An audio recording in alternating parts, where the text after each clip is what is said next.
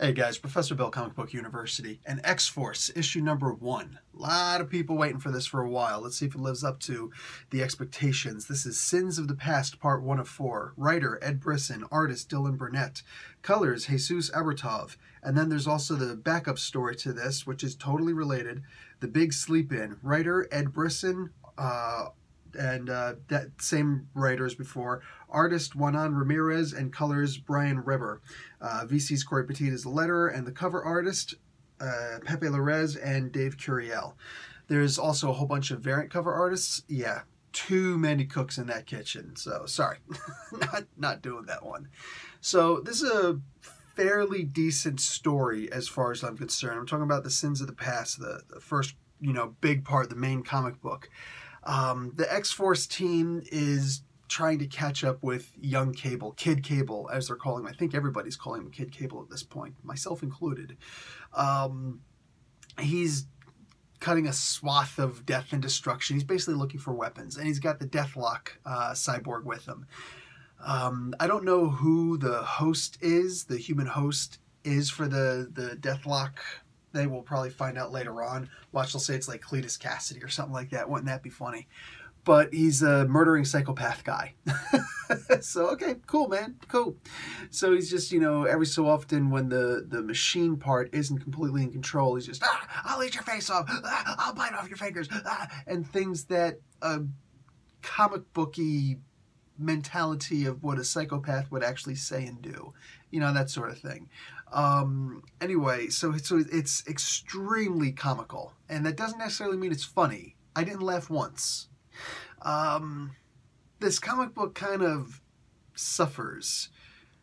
I don't know if it's trying too hard or not trying enough, but I could see clearly what they were trying to go for here, and it simply did not work. Not for me. Not for me. If you guys like this comic book, that's cool. I'm not here to insult anybody's comic book. I'm not here to insult the creators of this comic book. I'm here to simply give my opinion. Now, mind you, again, full disclosure, I'm still not fully recovered from being sick. You probably hear it in my voice. But, so, a little grumpy all day. Just, it is what it is. Wife even points out, you're a little grumpy today. I'm like, shut up. But, no, I didn't. But you get the idea, right? So I'm sure that a little bit of that is coming off in this comic book. And this comic book review. But this is just how I feel about the comic book, man. I feel like it's just not hitting that mark. Like, I'm reading this thing, and I want to read it again to see, like, did I miss something? And no, I couldn't even really try to read the comic book again. I just had no vested interest in this whatsoever. It's a shame, because I did like some of the comic books that I read this week, but this one particularly just didn't do it for me. I just... It's more than enough that I'm going to read the next issue. It's probably more than enough that I'll read all 4 issues of this arc. But this just doesn't do it for me. I'm not sure what everybody's looking for in the X-Force. There have been so many different versions of X-Force. And this is, of course, the original version of the X-Force. Like they're, the Marvel Fresh Start right now. Oh, bring everything back to when everybody loved it, when it was the heyday of everything. You mean right before you guys went bankrupt? Is that what you're talking about? Just out of curiosity. I didn't like this. I felt like this team was so much better served elsewhere. It just didn't do it for me. Like, Domino's here, and she's not as funny as she is in Gail Simone's book, but, they're trying, but it's not hitting it for me, man. Warpath isn't talking at all, which is probably better. Like, the talking he did in the Weapon X books was kind of cringeworthy in many regards, but at least he was interesting there. Here, he's not. He's just a pup. He's just a big, gigantic meat puppet in this, as far as I'm concerned. And he's just sitting down watching TV, and... Look, Dylan Burnett, this is like the second, to the best of my knowledge, this is the second book he's written, or he's drawn in the Marvel Universe. The first one being Cosmic Ghost Rider. I didn't really have a problem with the art, and actually I didn't have a problem at all with his art in Cosmic Ghost Rider. I thought it was great. I thought it was fitting. This is a future story. It was meant to be really silly. That worked, So when I see his art in here, and I see a lot of the style that they're going for in this comic book, you know, as far as the written style that Brisson's trying to get across, the book is coming across as more humorous than I think it's meant to be. So every time that Domino cuts a joke that really misses in the first place, it departs from trying to be funny and suddenly becomes trying to be silly. I don't enjoy silly comic books. I don't read the Popeye comic books. I don't want to see, you know, Popeye constantly fighting against Brutus for the love of that stick figure, Olive Oyl, for the one-legged baby, Sweet Pea. You know what I'm saying? Like, I'm just not interested in all of that. And I know that freaking Sweet Pea isn't one. There's always somebody's like, actually, it's just a onesie. Shh. Calm the voices in your head, bruh. All right? Sometimes it's just a joke. Sometimes you just miss it. And I feel like that's what I did this entire comic book. I felt like there was a great joke here that I just, for the life of me, didn't get. For the life of me, I just simply didn't get it. I'm just dying trying to read this damn thing. And I'm not saying that the comic book was bad, mind you. I'm saying it wasn't good. Like I said, there's a clear purpose here that I felt like the agenda just wasn't met. Now, the thing that really saved the comic book, go figure, was the backup story. Boom Boom wasn't in the main story of this comic book. She was in the back. Or, you know, she wound up oversleeping or something like that. So she came by afterwards. And none of this stuff actually makes sense. Like, the place would have been swarmed, that she's following in the footsteps of where Weapon X already was. She's in there and she's, you know, beating up on some bad guys, trying to do her version of interrogation. A guy tries to shoot her, literally shoots one time, and she's able to spew up, like, I know that she talks fast because she's a dumb teenager who just, you know, blah, blah, blah, blah, blah, blah, whatever, but, like, she got off a lot of conversation one-sided in, while this guy only shot once. Meanwhile, he's screaming, "I'll kill you, you effing beauty," and it's like, she got in a lot of back talk, you know? And then she goes and sets a timer, tick, tick, tick, boom, and then throws the stupid thing. Like, this was clearly, this had to have been meant to be silly. And I feel like Burnett should have been drawing this part. You know, that would have made more sense for me if he were drawing the backup story. No disrespect. The guy's a much better artist than I am. You know what I'm saying? But like, this one felt like it was supposed to be silly. Like, she throws this ticking time bomb, and the guy's able to shout out, "You idiot, what have you done? This whole place is going to blow up." Okay. Right after he said that, the damn thing should have blown up. How long did she set the freaking time bomb for? No, they're able to run out of the entire warehouse. Has anybody ever been in a warehouse? Has anybody ever seen a warehouse? They're kind of big, right? What did she set this timer for that they were able to completely clear the warehouse and get to safety?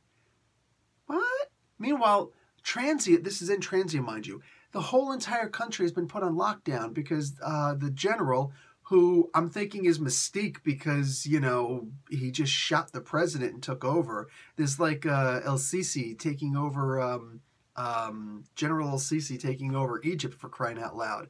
Except he didn't actually put a bullet in, what the heck was that guy's name again that he took over? The guy who was actually democratically elected in? Yeah, that guy. And yet it was taken over. This is only like a couple years ago. Anyway, friggin' A, man. Like, this whole thing is, it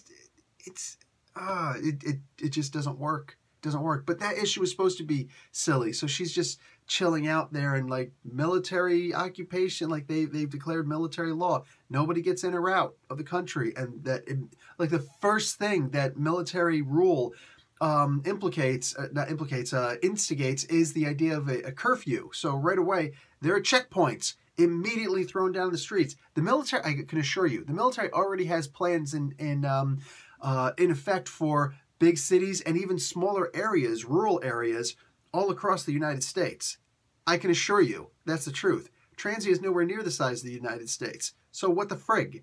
Like, how is she not immediately captured? I mean, like, the building is smoking. There's already been explosions. I mean, and now she just blew the damn thing up. And she's just sitting there on the phone. Can you guys, like, you know, tell me where you are so I can come and meet you? She takes a lift. their version of a lift, a drive with a Y. Gives the guy a half-star review because he wouldn't speed. Like, she's destroying this guy's private business. I don't understand what's happening in this comic book. I was kind of hoping, I'm sorry, to me, the word X-Force, the title X-Force, means gritty, badass, dangerous. Oh, they gonna kill.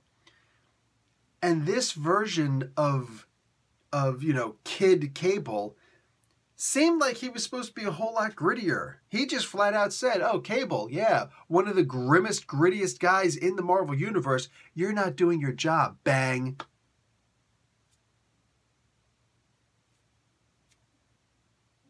I'm sorry, is anybody else confused by why this guy's just a joke? The Deathlock cyborg is like, I failed in my mission because my optic inducers failed. Translation, his optics went out. He became blind. He couldn't see anymore, God forbid, target. Like he's shooting people by sound at this point. He went blind. There was a malfunction in his device. And Cable's like, I didn't ask for an excuse. No, that's actually a pretty valid excuse because whoever built him probably, maintained him. That's you, Cable. You effed up. But instead he turns around and he just, yeah, that's no excuse for failing. So right away, he's making an excuse. You sent him in. You failed by picking the wrong guy or not making sure he had the proper equipment, not making sure that he was okay. Do you take, a Secret Service agent and wait until he's got a cold? Oh, you've got a cold? You're sick? Good. You're going on this mission. Dumbass, you probably better expect that he's not going to do as great a job as the guy who's perfectly healthy over here. Just saying. He had his flu shot. All right? And then right away, oh, the guy shot my arm and apparently my, body slide by 2. I can't teleport anymore. And right away, of course, oh, you're making excuses? Shut up, I'll disload. Okay, so at this point, Kid Cable is an absolute jackass. I did mention I'm grumpy because I'm sick, right? I'm sorry, I'm being really harsh on this. But this is not the X-Force that I was expecting to see. This is fresh start. We're going back to where it was. So in other words, reboot. Just say 90s reboot. Don't call it fresh start. Call it 90s reboot. That's what you're doing.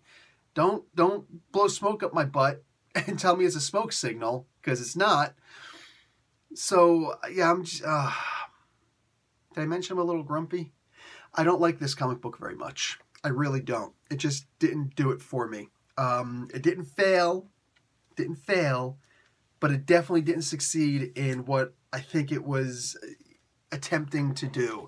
It just came off as X-Force Light.